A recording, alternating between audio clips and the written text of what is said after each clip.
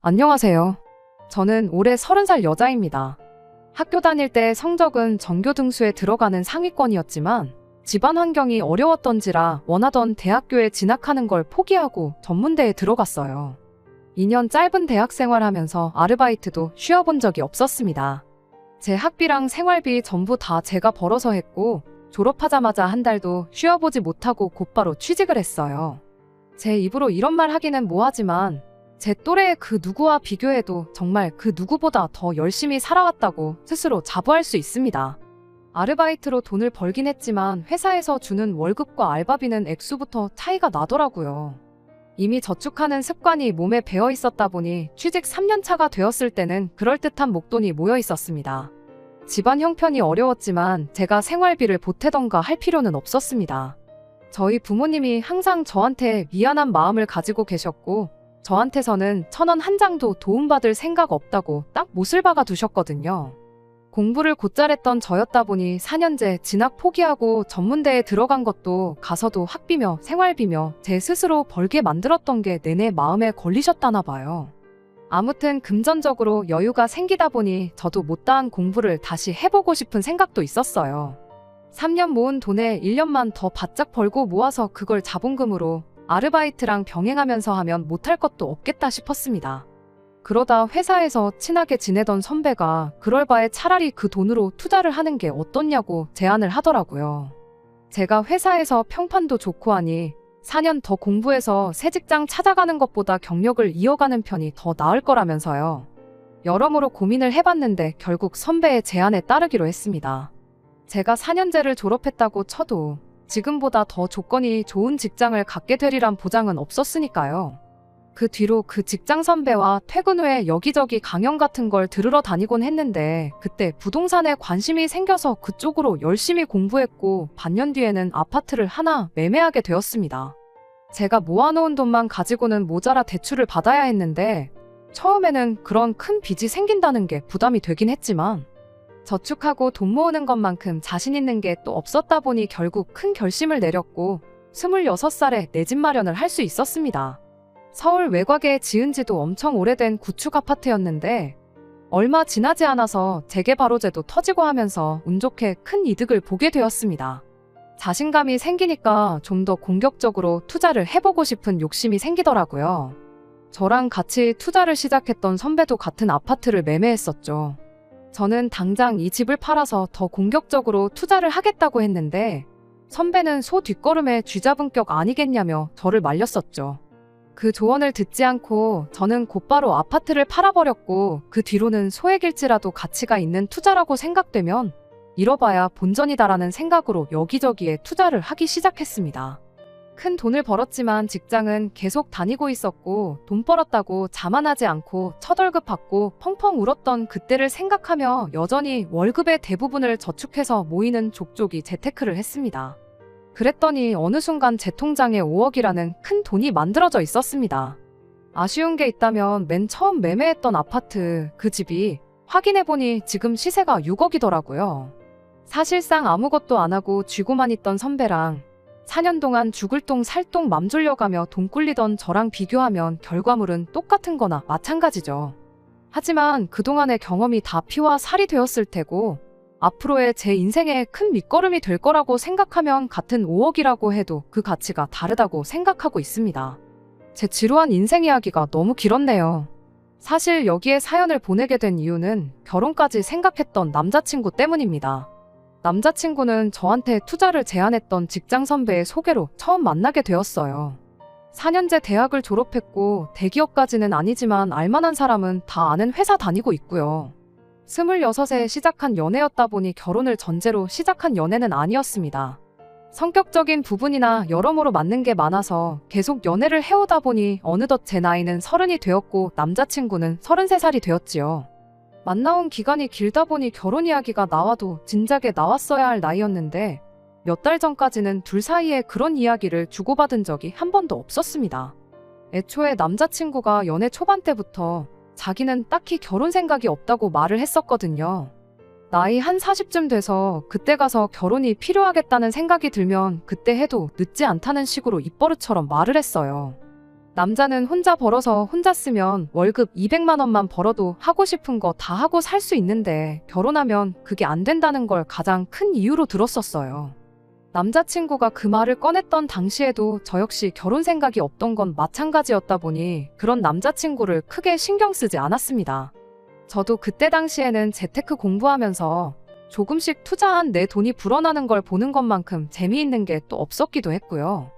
그러다 몇 달 전 결혼 생각이 없다고 노래를 부르던 남자친구가 뜬금없이 이제는 정착해서 살고 싶다며 결혼 이야기를 먼저 꺼내왔습니다. 아무래도 만나온 기간이 길었다 보니 둘 다 결혼을 전제로 하던 연애가 아니었음에도 불구하고 남자친구의 그 말 한마디가 나온 뒤부터는 자연스럽게 오가게 되었어요. 사람 생각이라는 게 언제든지 바뀔 수 있는 거라고 생각했으니까요. 남자친구도 살다 보니 생각이 바뀌었구나 싶었을 뿐이었습니다.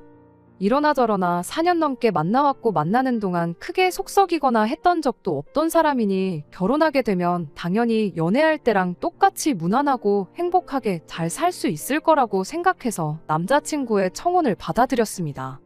본격적으로 결혼 이야기가 오가던 와중에 남자친구네 집안 형편도 저희 집과 다를 것 없이 어려운 사정이라는 걸 알게 되었습니다. 남자친구는 홀어머니 밑에서 여동생이랑 같이 살고 있었습니다. 아버지는 돌아가신 건 아니고 어릴 적에 연락이 두절돼서 여태껏 생사도 모르고 지내고 있다는 사실을 알려줬어요. 제가 학업을 포기하고 돈을 벌기 위해 전문대를 선택했을 때 남자친구는 어려운 형편의 빚을 지는 걸 감안해서라도 4년제 대학을 진학해서 좋은 회사를 목표했던 거였죠. 누가 맞고 누가 틀리고를 운운하는 건 절대 아닙니다. 어쨌든 남자친구는 목표했던 대로 좋은 회사 들어가는데 성공했고 남 부러울 것 없는 높은 연봉 받으며 혼자 잘 살고 있었으니까요.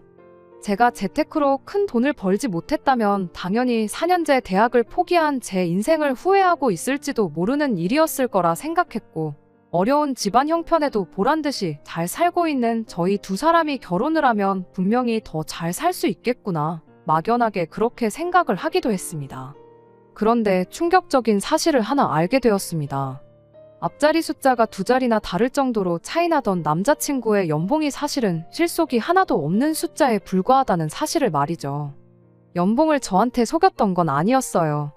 까놓고 보니 모아놓은 돈이 거의 없다시피 한 상황이었거든요. 회사는 저를 만나기 전부터 다니고 있었고 연애도 4년을 함께 해왔는데 그 긴 시간 동안 1년에 1,000만 원도 저금을 안 했더라고요. 어쩌다 그 큰 돈을 연봉으로 받으면서 돈 한 푼 제대로 못 모았나 싶었는데 남자친구가 집안에 대들보 노릇을 하느라 그랬다는 사실을 알게 된 거예요. 학교 들어가면서 공부하는 동안 생긴 빚 갚는데 일부분, 그리고 새가족 생활비에 여동생 학비까지 전부 남자친구가 취직한 이래로 남자친구 주머니에서 나가고 있던 상황이었더라고요. 돈이 모일래야 모일 수 없는 상황이었죠. 지금 다시 생각해보면 남자친구가 결혼은 40 넘어서 하고 싶다고 했던 말이 아무래도 이런 자기 처지를 누구보다 잘 알고 있었기에 꺼냈던 말이 아닐까 싶습니다. 그 사실을 안 뒤로부터는 결혼이 현실이라는 말이 와닿기 시작했어요. 지금이야 시간을 돌릴 수만 있다면 이때 이 사실을 알게 되었을 때 시원하게 결혼 이야기도 없던 걸로 하고 그만 만나자고 했을 테지만 그때 당시에는 4년 연애한 시간도 시간이고 모아놓은 돈이 없다고 해서 청혼 받아들인 지 한 달도 안 돼서 결혼을 무르자고 말을 꺼낼 자신도 없었지요. 그저 긍정적인 부분만 생각하는 거 말곤 말이에요. 더군다나 제가 여태껏 모아놓은 돈에 대해서는 남자친구한테 단 한 번도 말을 꺼낸 적이 없었다 보니 나보다 모아놓은 돈이 없다는 이유만 가지고 결혼을 무르자고 할 수도 없던 상황이기도 했네요. 그래도 긍정적인 방향으로 생각하다 보니 어떻게 잘만 해보면 이 결혼이 무조건 나쁘지 않겠다 하는 생각이 들기도 했습니다. 이러나 저러나 남자친구가 저보다 높은 연봉을 받고 있는 건 사실이었으니까요.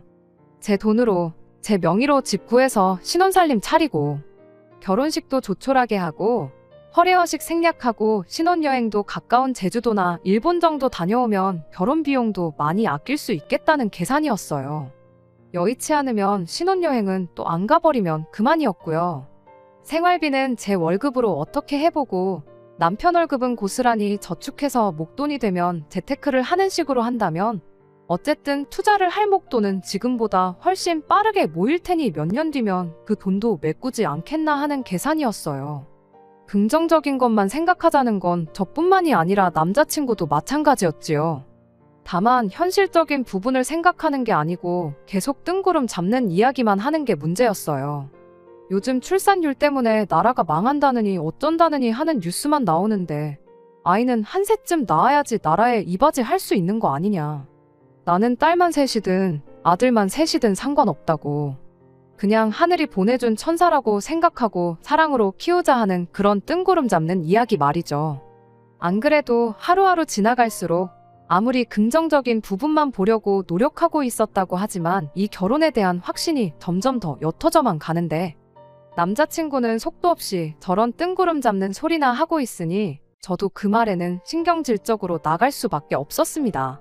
출산율 때문에 나라가 어렵다는 건 알겠는데 암만 나라에서 지원을 잘해준다고 해도 애들이 혼자 크는 건 아니지 않느냐고. 당장 모아놓은 돈도 없는데 집도절도 없이 애들만 낳아서 뭐하냐고요.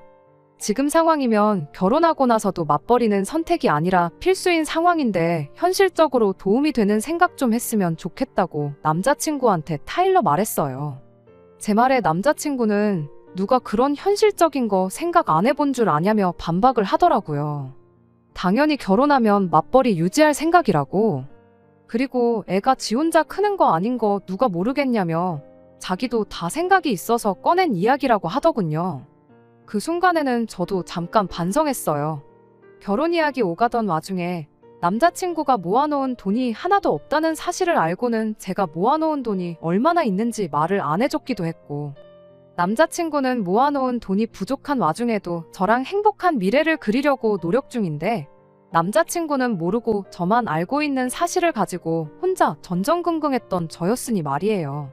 그래서 남자친구한테 앞으로 계획이 어떻게 되는지 알고 싶다고 말해달라고 했어요. 그 계획에 따라서 저는 제 돈 5억의 존재를 사실대로 말해주고 더 현실적인 계획을 잘 세워서 앞으로 행복하게 잘 살아보자고 할 계획이었는데, 결론부터 말하자면 남자친구의 장대한 그 계획 덕분에 결혼 뒤집어 엎어버리는 건 물론이고 평생 모르는 사람으로 지내자고 잔인하게 이별 선언하고 뒤돌아 나왔습니다. 남자친구는 집 문제부터 이야기를 꺼냈어요. 결혼하면 일단 지금 자기가 어머니랑 여동생과 같이 살고 있는 집에 신혼살림을 차리자고 하더군요. 일단 거기서 살면서 돈을 모으자고 하는 소리였죠. 남자친구네는 거실 딸린 방 2개짜리 17평 아파트에 방 2개는 각각 어머님이랑 여동생이 쓰고 있는 상황이었어요. 남자친구는 거실에 침대 놓고 파티션 같은 걸로 가벽을 세워서 거실을 방처럼 쓰고 있었다고 합니다. 17평 아파트 거실이 넓어봐야 얼마나 넓겠어요. 제 나름대로 부동산 공부를 열심히 했다 보니 아파트 구조에 대해서도 나름 빠삭한 편이었다 보니 안 봐도 그림이 다 그려지더라고요. 그래서 곧바로 따져 물었어요. 거실에 침대 하나랑 책상 하나 들어가 있는 게 고작 아니냐고. 애초에 17평 아파트에 지금 셋이서 사는 것도 미어 터지지 않냐. 그런데 지금 그 집에 나까지 들어가서 살자는 거냐 한마디 했죠. 그러자 남자친구가 마치 제 입에서 그 말이 나오길 기다렸다는 듯이 곧바로 대답을 하더라고요. 그럼 집을 새로 알아보는 게 어떻겠냐고 하면서 지금 가족들하고 살고 있는 집이 어머니 명의로 되어 있는 전세인데 보증금을 빼면 1억 5천 정도 나온다고. 그러면 그 돈 합쳐서 6억 5천 정도 하는 집을 알아보면 어떻겠냐고 하는 겁니다. 그 정도 돈이면 위치 괜찮은 곳에 전세로 들어갈 수도 있고 아니면 서울 외곽의 구축 아파트 평수 넓은 아파트도 하나 구할 수 있지 않겠냐면서 말이에요. 방이 3개짜리고 4개짜리고 30평 되고 40평 되고 그런 게 중요한 게 아니었어요. 그 말을 듣는 순간 구체적인 액수를 정해놓은 사실을 두고 안 좋은 촉이 오기 시작했습니다. 새로 구해보자는 그 집이 어머님 전세금을 빼면 제가 모아놓은 돈하고 딱 맞아 떨어지는 금액이었으니까요. 애초에 6억이면 6억, 7억이면 7억이라고 하지. 콕 집어서 6억 5천이라고 하는데 그 순간에는 제가 아니라 그 누구였을지라도 저랑 똑같이 의심부터 했을 거라고 생각합니다. 그래도 속단은 하지 말자는 생각에 남자친구한테 떠보듯이 이야기를 꺼냈어요. 그런데 왜 자꾸 가족들하고 같이 살 생각만 하느냐 먼저 물어봤죠. 남자친구는 육아 때문에 그렇다고 대답을 하더군요. 아이 태어나면 어머니한테 아이를 봐달라고 할 것이고 그러면 맞벌이도 계속 할 수 있지 않겠냐며 무조건 어머니랑 같이 사는 게 이득이라고 저를 설득하려 들었습니다. 동생은 졸업하고 취직하면 독립해 나갈 건데 그때까지만 같이 살게 해주자고 했고요. 그래서 저도 당장 태어나지도 않을 아이를 가지고 그러지 말고 아니면 차라리 단칸방에 월세로 시작해보는 건 어떠냐고 물어봤죠. 어차피 거실에 가벽 세우고 신혼생활 할 생각이 있었으면 단칸방에서 시작하는 건 어떠냐 하고 물었는데 남자친구는 5억이나 있는데 왜 단칸방 이야기를 하냐고 대답을 하더니 자기도 아차 싶었는지 낭패다 하는 표정을 짓더군요. 알고 보니 남자친구는 제가 모아놓은 돈의 존재를 알고 있던 거였어요. 40살 넘어서 결혼한다고 했던 말을 바꾸고 저한테 결혼 이야기를 넌지시 꺼냈던 것도 제가 돈이 있다는 걸 알고 나서 그랬던 거더라고요. 어떻게 알았냐고 물어보니 제 직장 선배한테 들었다고 해요. 그렇다고 해서 자기가 제 돈을 노리고 저랑 결혼하자고 말을 꺼낸 건 아니랍니다. 결혼하고 싶다는 생각이 들 때쯤 해서 자기가 모아놓은 돈이고 뭐고 아무것도 없고 집안에 대들보 노릇을 하고 있는 게 마음에 걸렸다고 하더라고요. 그래서 저랑도 잘 알고 자기랑도 친하던 제 직장 선배한테 고민을 털어놓은 적이 있었는데 그때 직장 선배가 제가 돈이 못해도 5억은 있을 거라는 사실을 알려줬다네요. 하지만 제 돈은 제 돈이고 가족들 뒷바라지는 포기할 수 없는 노릇이었으니 나름대로 머리를 썼던 거예요. 17평 아파트에 가벽 세워서 신혼살림 차리자고 했을 때 그걸 좋았구나 하고 그러자고 할 사람이 없을 거잖아요. 거기에 당장 자기가 목돈을 마련할 방법이 없으니 어머니 전세금을 빼서라도 1억 5천이라는 큰 돈을 마련해오겠다고 그 돈 합쳐서 신혼집 구하고 그런 김에 어머니도 여동생도 같이 한 집에 살게 하면서 자기는 자기대로 집안 대들보 노릇을 이어가려고 꺼낸 개수작을 부리고 있었던 거예요. 이 다음은 안 봐도 뻔한 이야기지요. 모아놓은 돈 한 푼도 없이 결혼하는 것도 모자라 내 돈으로 큰 집 구해서 자기 가족들 뒷바라지 하면서 살 계획이나 꾸미고 있던 사람하고 더 길게 이야기할 필요가 뭐가 있겠어요? 나 없이도 집안 대들보 노릇 하면서 가족들 뒷바라지 잘 해줬는데 굳이 나까지 같이 그걸 해줄 필요는 없겠다고. 그냥 오늘부로 결혼 이야기도 없던 일로 하고 없던 일로 하는 김에 이제 서로 모르는 사람으로 지내자고 이별 선언까지 확실히 하고 자리에서 일어났습니다. 오히려 그렇게 더럽게 끝이 나고 나니까 일말의 아쉬움도 들지 않았어요. 집으로 돌아오는 길 내내 전화기가 계속해서 울리길래 전화번호도 차단해버렸어요. 그랬더니 저녁이 돼서 직장 선배한테서 전화가 왔습니다. 대번에 남자친구 편을 들면서 말을 하더라고요. 처음부터 모아놓은 돈에 대해서 말을 안 해준 제 잘못이라고 하길래 그럼 선배라면 결혼하자는 사람이 모아놓은 돈이 한 푼도 없는 사실을 알게 되면 나한테 5억이 있으니까 걱정 말고 결혼하자고 말할 수 있냐고 물어봤죠. 선배는 제가 말한 질문에는 대답을 하지 않고 또다시 남자친구 편을 들어주더군요. 남자친구가 그래도 너보다 돈을 훨씬 더 잘 벌지 않냐고 월급 이야기를 꺼내길래 그 가족들한테 들어가는 돈은 얼만지나 알고 그러시냐고 따져 물었어요. 선배는 그런 저를 두고 사람이 왜 그렇게 이기적이냐, 인생 혼자 사는 거 아니다 하면서 그렇게 이것저것 따지다간 평생 결혼을 못할 거라고 하더라고요. 4년이나 만나놓고 결혼을 이렇게 뒤집어버리면 남자친구가 뭐가 되냐며 자꾸 그쪽 편을 드는데 남자친구가 4년 허비했으면 나도 똑같이 4년 날려먹은 거라고.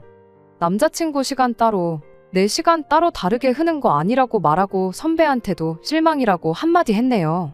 어련히 때가 되면 내가 말했을 내 재산인데 마음대로 남자친구한테 알려준 게 선배 아니냐고요. 애초에 이 사단이 선배가 남자친구한테 내 돈이 얼마나 있는지 맘대로 말해줘서 생긴 일 아니겠냐고. 선배야말로 결혼 준비 시작했던 몇 달이나마 내 인생 낭비하게 만든 거 모르냐. 정말 사람 다시 봤다고. 앞으로 연락도 하지 말고 지내자고 딱 잘라 말하고 선배 전화번호도 차단해버렸네요.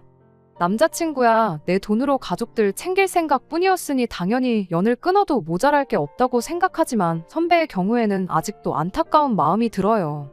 어쨌든 제가 돈을 이만큼 모을 수 있는데 가장 큰 영향을 끼치기도 한 사람이기도 하고 제가 가족처럼 믿었던 사람이었다 보니 제 돈이 얼마나 있는지 가족들 다음으로 맨 처음 말해줬던 사람이기도 하거든요. 저희 어머니는 제 인생에 더 이상 도움 안 될 사람들 이번 기회로 잘 끊어낸 거라고 하시긴 하는데 사실 아직도 마음이 조금 그렇긴 하네요. 끝까지 들어주셔서 감사합니다. 오늘의 사연은 여기까지입니다. 구독과 좋아요, 알람 설정 부탁드리고 더 좋은 사연으로 다시 찾아뵙겠습니다. 감사합니다.